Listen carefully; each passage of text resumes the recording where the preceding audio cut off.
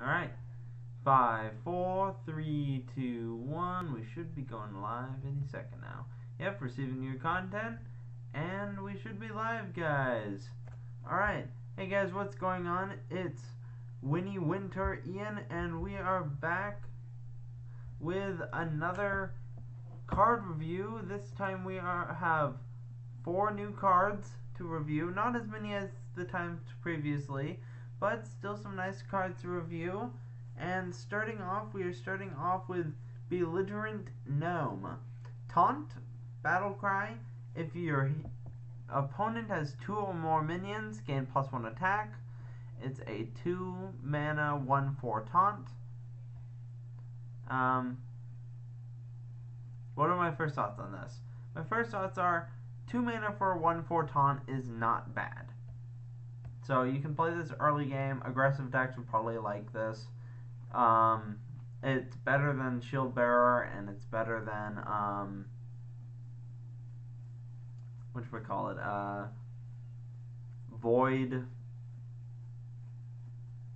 Void Walker, I think is what it's called. Yeah, Void Walker. So it's better than those cards just because it's got 1 attack and 4 health. So it's like kind of a better version of those. It's better than some of the basic. It's better than that basic card, Patriarch. I don't remember the full name, but is this actually good enough to see some play? I'd argue not really. Just because we already have stuff like Stonehill Defender and all sorts of other taunts and all sorts of useful stuff. Maybe this will be good for like beginning players, and who knows, maybe this will be used in an aggro deck or even a control deck when Stonehill Defenders come out of play. I'm not sure. I don't think these will necessarily be very good, but I think Belligerent Gnome has some potential to work, maybe in an aggressive deck where you could get a couple like decent minions, or even in a defensive deck against aggressive decks. This could be quite good, because I know aggressive decks usually start off on turn 1 with like a 3/2 at best, and this would quickly clear that 3/2 and like let's say they have a 3/2, 2 3/2s. This could quickly clear that really easily. So Zulok, which I run, would kind of not do great against a taunt like this, depending on your starting hand. Or you could just completely just wreck right through it with an amazing starting hand with like double 3/3, a 2/1, and a 2/1 that heals. Because that is something you could literally get on turn 1 with a coin. And it's completely ridiculous. But that's always situational. This is a very situational card, and I'd have to give it 2 stars at best, maybe 1 star, to be completely honest about it. Anyways, next card. This is the card I mentioned in the title of this stream. Ice Block for Paladin, basically.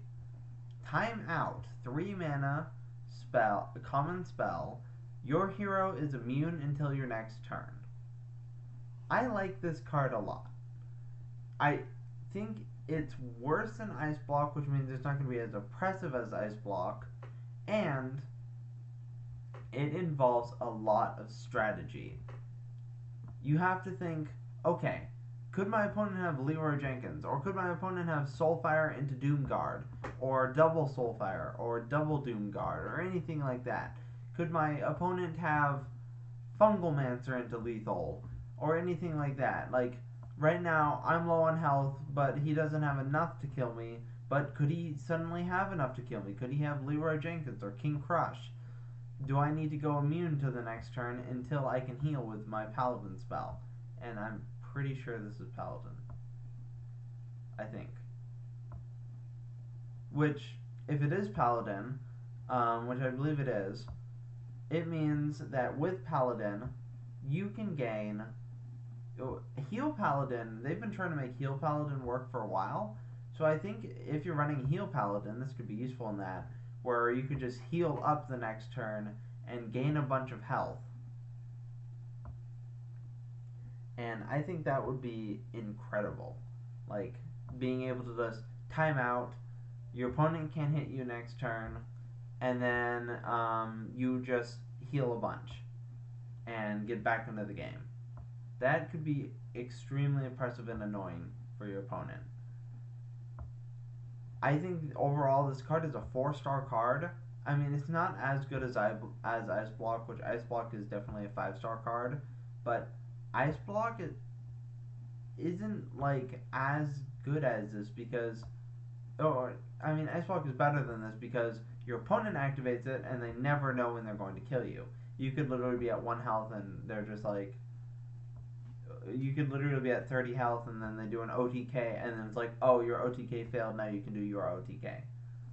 So this doesn't cover like that, but you could survive with this. I think this could be a very good card. I think Timeout could be ridiculously good. So I'm going to give it 4 stars. Now, next up is a new warrior card called Heavy Metal. Summon a random minion with cost equal to your armor, up to 10. We've seen something like this before with Geosculptor Yip, or Geomancer Yip. Geosculptor Yip was a pretty decent card, I think. Plenty of people ran it. I know that a couple streamers I personally watch have run it, and they've all said it wasn't a bad card. The problem with Geosculptor Yip was that you couldn't get. Sometimes being an 8-mana 4/8, it was hard to gain 10 armor the turn you played it, or having 10 armor the turn you played it. But even if you didn't, it wasn't a dead card. It was basically a you got a 4/8 body plus whatever you got from it. So here's my issue with Heavy Metal. If you're facing an extremely aggressive deck, you don't usually have a lot of armor. So you'd have to instantly gain a shit ton of armor and be able to survive and be able to keep that armor and play Heavy Metal at the same time. But what if you can't do that?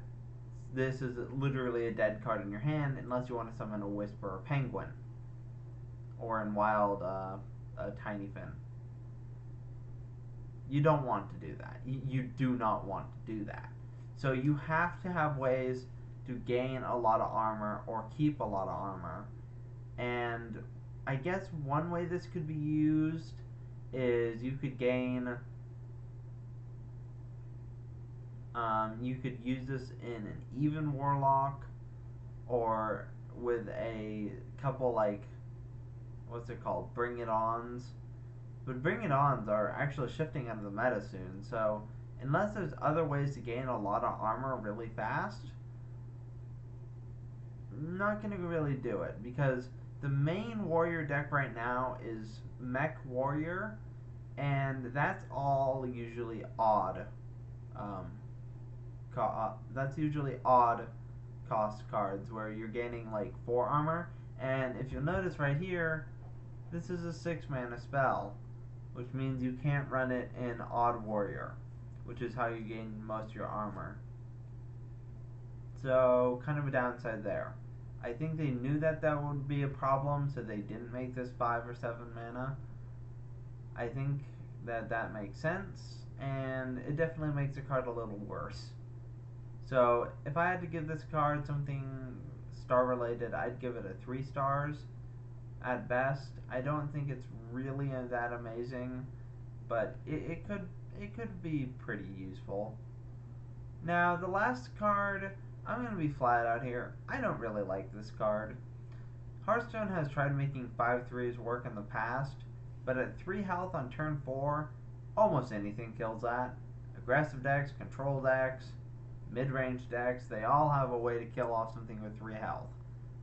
Now, maybe you use this in an aggressive Zoolock deck, but Zoolock already has so many amazing cards in it that just make it work.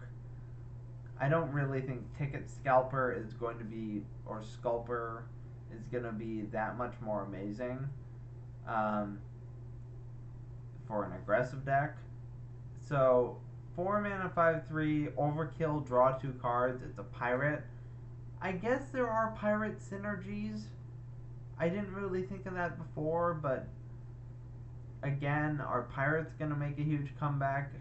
Is Pirate Rogue coming back? Is Pirate Warrior coming back? We shall see. I don't really think they are, but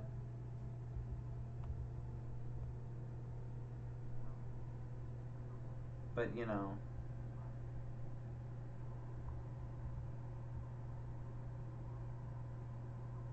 you guys. Oh, there we go. You can't hear me. Sorry about that, guys. I was just making sure you guys could hear me. Probably should have done that at the beginning of the stream, but you know. Anyways, I guess with pirate synergies like Dead Sea Captain, stuff like that. That you know the 3 cost 3/3 pirate that gives your other pirates +1/+1. Stuff like that can make this card actually useful. But even with Pirate Rogue coming back, if there's a bunch of cheap pirates, this isn't gonna cut it. It's just not. So, Ticket Scalper, not a great card. I'm gonna give it 2 stars at best.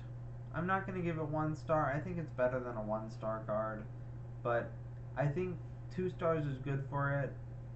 I think it'll be okay maybe in a aggressive pirate deck, but otherwise, I'm gonna be honest, guys. I don't think it's gonna be worth it.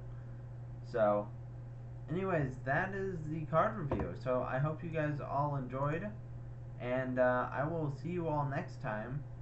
Thank you for watching, and well, peace out. I hope you guys have a great day and a great life. Alright, see you in the next stream, guys.